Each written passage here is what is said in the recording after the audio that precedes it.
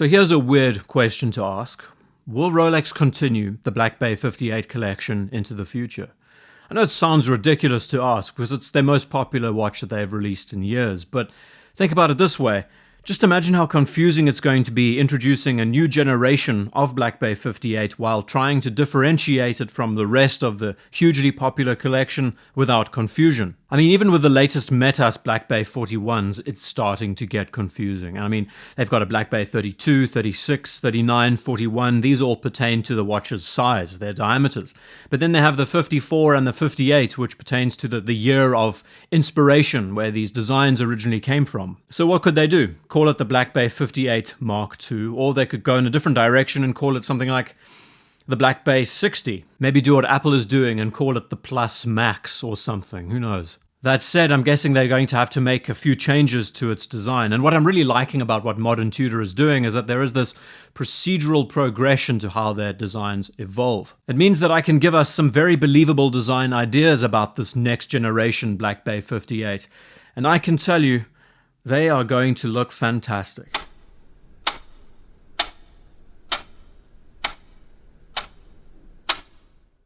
There is not a day that goes by without somebody talking about the Black Bay, posting about the watch, sharing the watch on platforms.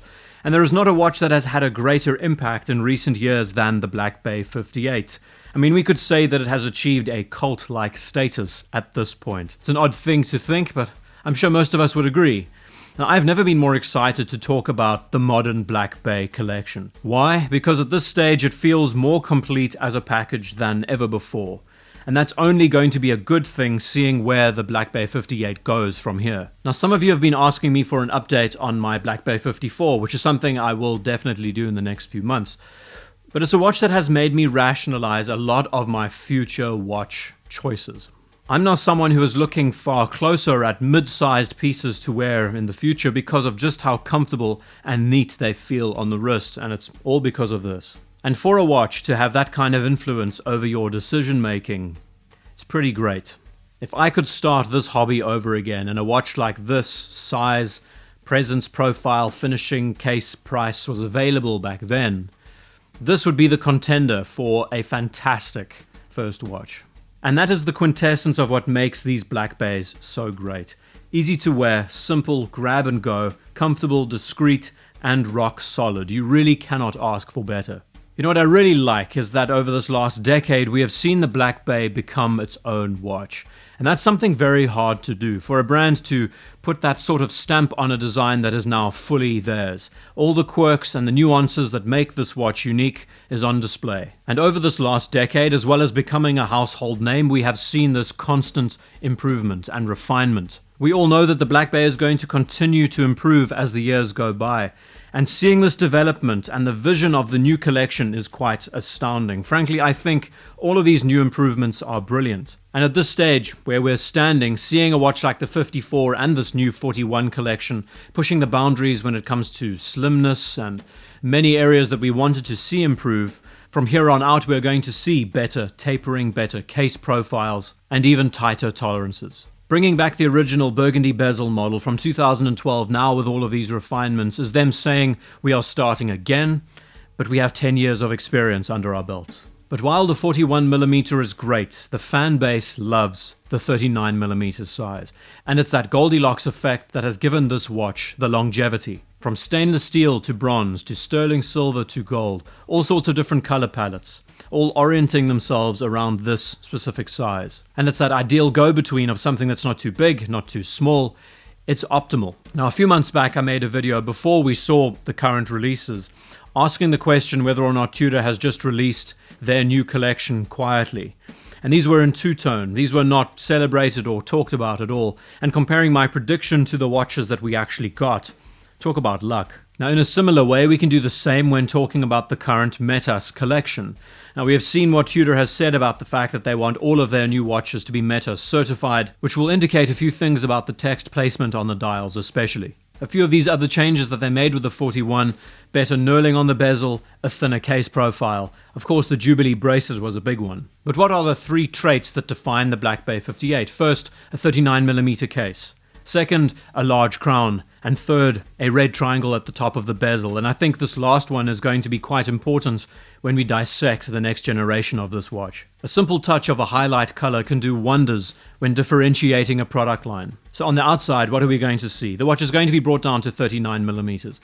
And I think its overall thickness is going to fall into that region of just over 11 millimeters. So it's going to lose a few millimeters in thickness, which is always a positive. The knurling on the bezel is going to be more serrated, and of course the crown is going to be bigger. Not one that's going to have an exposed tube anymore, but it's also going to have more knurling on it. And this will be far more in line with those big crown Submariners that they got their inspiration from. I believe the entire collection is going to receive what we have just seen with the METAS range, a Jubilee bracelet, an Oyster bracelet, and a rubber strap configuration. And besides the refinement on the externals, the biggest changes that we're going to see overall is how these dials are now addressed. I think all of them will have 2 lines of text, but we may also see a third line with something different. And the way that we are seeing Tudor incorporate these sun-brushed finishes across their collection, I don't think that's going to change here.